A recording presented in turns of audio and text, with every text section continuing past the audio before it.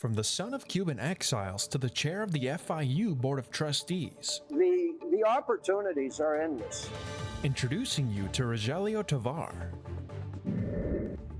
Watches and warnings. Stay safe, stay home, and stay informed.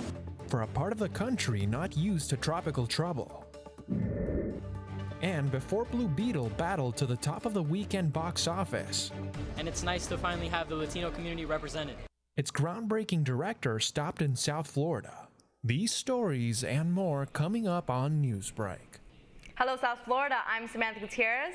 I'm Paloma Pimentel. Today is Monday, August 21st, 2023. Live from the Lee Caplin School of Journalism and Media in North Miami, this is Caplin News. Ready to lead, FIU starts the new academic year with a new chair for its Board of Trustees. Rogelio Roger Tovar is an alumnus and a successful businessman. According to Roger Tovar, his journey of success is all about education and opportunity. I really had no vision as to attending college. I didn't really see the value or the need. So when I got out of high school, I immediately just wanted to work and make money. And a few years later, I found myself without a job. And something clicked in my head and said, I really do need a college degree. He began his studies at Miami-Dade College and then was able to attend FIU, graduating with a bachelor's and master's degree and becoming an accountant. And it was just the influence of these professors along the way saying, if you're doing good in this accounting class, you may consider having an accounting degree. Or if you get an accounting degree, well, you may need to become a CPA. And if you become a CPA, you need to have a master's degree. So I encourage the students to utilize the resources that are at FIU. After his journey at FIU, Roger Tovar went on to audit accounting firm Price Waterhouse's Miami-based clients. He then became controller of Puerto Rican CC1 companies. From there, he rose through the business ranks, becoming the president and leading the companies through expansion, grossing almost $1 billion in revenue annually. There is thousands and thousands and thousands of people like me at FIU, and their lives will be changed, will be different. Their whole family will be elevated by having the education that FIU provides. And that, to me, is the difference that we make. Tovar's pride in FIU led him to serve on FIU's Board of Trustees as vice chair for 3 years. And now, as recently appointed chair, he explains the goal continues to be improvement, elevation, and impact for this community. We're trying to have an impact on the students, and then those students will have an impact on this community. And as he continues to contribute to FIU's mission, Tovar recommends everyone to live in the present and look out for opportunities. The opportunities are endless. It's just, what do we do with every moment of life, and how do we take advantage of the opportunities that are presented to us? And I would challenge anyone to say our students take those opportunities. Roger Tovar described members of the FIU community as having a hunger, and he says he looks forward to this new academic year, which begins today. This morning, California is experiencing its first tropical storm since 1939. The unprecedented Hurricane Hilary has already had ravaging effects in Southern California, with officials warning that the worst is yet to come. CNN's Mike Valerio has more on the developing story. Well, good morning from San Diego, where during the overnight hours, fire crews rescued not 1, but 9 people from an island in the middle of the San Diego River. The city here certainly battered by Hilary, as other parts of Southern California are assessing the damage. Tropical Storm Hilary inundating Southern California with high winds and heavy rain. We're not used to this level of precipitation generally, certainly not in the middle of summer in August. We're not built for this kind of rainfall. That's my main concern. The record-breaking rainfall unleashing flooding, mudslides, and debris flows across much of the region, stranding vehicles and damaging roads. In Palm Springs, half a year's worth of rain falling in just a 6-hour period on Sunday, according to the National Weather Service. The most significant rainfall over a 60-minute period anytime in the history of Palm Springs. That's how quickly this system is moving. Emergency responders there conducting swift water rescues amid rapidly rising rivers and flooded roadways. Rescues also playing out Sunday in San Diego and Ventura County. More than 7 million people, including those in downtown Los Angeles, are under a flash flood warning through early Monday. Stay safe, stay informed, and stay home. Officials warning people throughout the state to take the storm seriously. Take nothing for granted. If you think, boy, the skies are clear and I can go out on a long jog or walk, just be cautious. Wait till this time tomorrow night to consider that. Hillary is forecast to continue to move north through California and dissipate over central Nevada on Monday, the first tropical system on record to strike the Silver State. And this is the wettest day in San Diego history since 1873, when President Ulysses S. Grant was in the White House. Schools are closed across Los Angeles and here in San Diego as officials are assessing whether any of the school buildings are damaged and whether it is safe for kids to return to school tomorrow. That's the latest here in San Diego. I'm Mike Valerio. Back to you. President Biden is headed to Hawaii later today. The president will get the chance to hear from survivors of the Maui wildfires. As their town gets rebuilt, residents worry that they'll be left behind. Governor Josh Green responded to their concerns, saying the community will not be lost. There are thousands of federal workers dedicated to helping Maui residents, and officials are looking into what started the fire. Plans gone wrong. An Orlando resident is lucky to be alive after being struck by lightning right before the Beyoncé concert. Reporter Michelle Meredith from WESH 2 News has more on the story. Laurel and Rebecca Soto, along with their trusty companion Drake, live a sweet life in the Lake Nona area. On Tuesday, Rebecca spent the first part of her evening getting ready for the concert of a lifetime. My wife was painting her nails and trying on outfits for a Beyoncé concert that she was planning to attend with some friends the next day. But it's what happened the last part of the evening that almost took her life.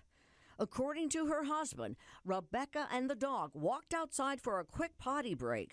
Lauro says out of nowhere he heard a burst of thunder. I've never heard a boom like that ever in my life.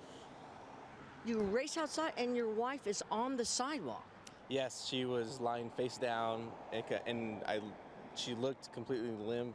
As soon as I flipped her over, my first thought that she's dead. A couple bystanders came, and people that were riding bikes or just walking by kind of saw the frantic scene that was happening, and they stopped and they were able to help me. Rebecca was taken to ORMC, where she got the medical help that saved her life. It's remarkable, honestly, just thinking back to Tuesday night and to where we are now. I never thought that I would be smiling and laughing with my wife.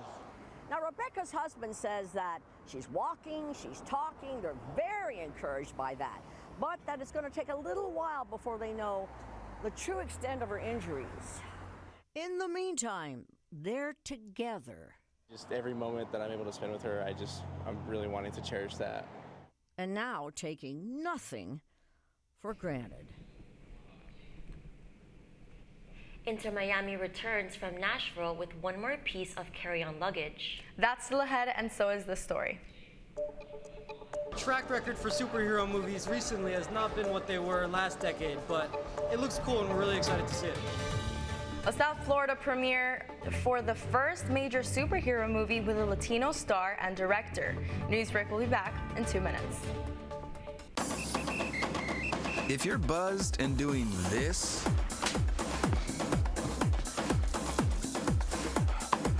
to make yourself feel okay to drive, ZWX.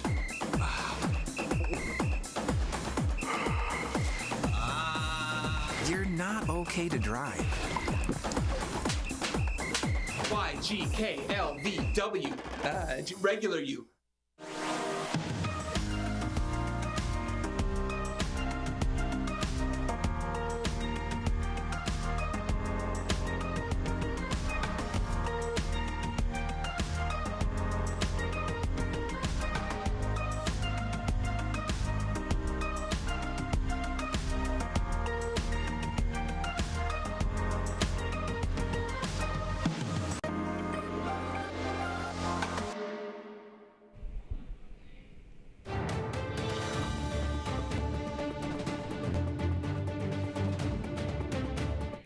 It was a battle between a Beetle and a Barbie at the movies this weekend, and for the first time since its release, Barbie wasn't #1 at the box office.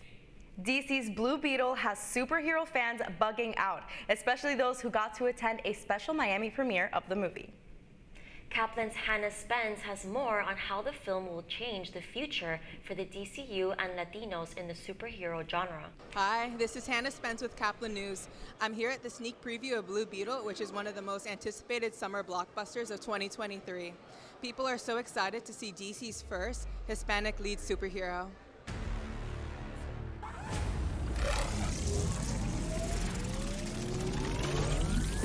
I'm excited for Latinx representation in mainstream cinema and superheroes. And who doesn't love Blue Beetle? So. And it means a lot. Being able to see representation on the big screen is important, and it's nice to finally have the Latino community represented. I'm more into the director of the movie because of him being Puerto Rican. Is the director or the producer? Yeah. He's being Puerto Rican. I'm being Puerto Rican, so it's good for the Latin community to get a little bit of foothold in Hollywood. Es la primera vez que no solamente tenemos un actor latino al frente, sino que él es el titular. Su familia también son titulares y son todos latinos. El escritor es latino, el director es latino. Somos latinos contando nuestras historias. It's no secret that superhero movies have lost their mojo these past few years, but fans are open to sharing their ideas on how that can change. This is a really cool kind of way that Hollywood's been able to expand upon the more niche characters in DC, and I think it's really cool that he's getting some mainstream stardom. The track record for superhero movies recently has not been what they were last decade, but it looks cool and we're really excited to see it. Give the writers the attention that they deserve. With the new James Gunn verse that's coming out, I think is a crucial stepping stone that shows they're bringing quality back to the DC universe. They don't follow the source material, because there's comics already written, there's stories already written about these characters, and they're already wildly successful.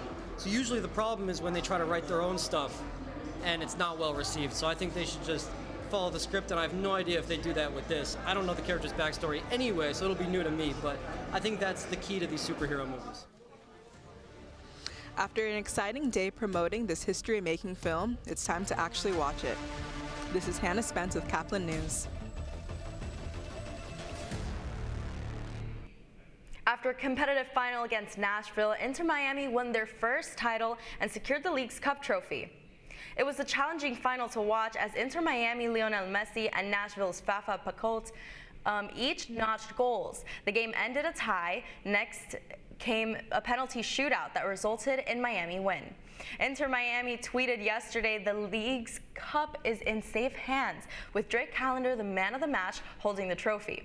Miami's next match is the semifinals in the U.S. Open against Cincinnati on Wednesday at 7 p.m. You're watching Newsbreak. We're coming right back.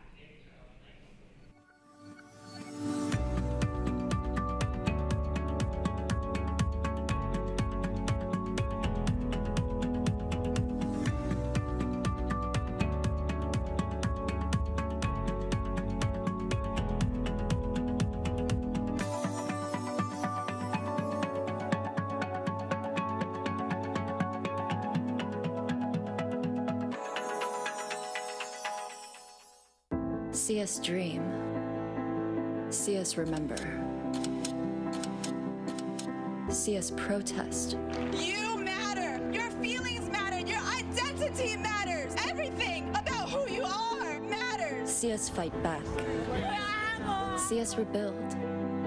See us shatter stereotypes. See us inspire. See us united.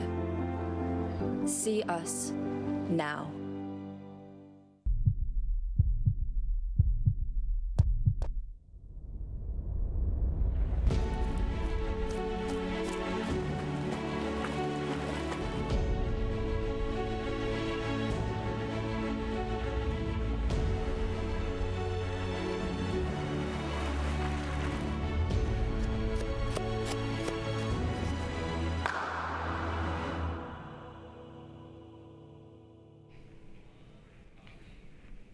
That's all the time we have for Newsbreak. I am Paloma Pimentel. I'm Samantha Gutierrez. Get more news anytime at caplinnews.fiu.edu.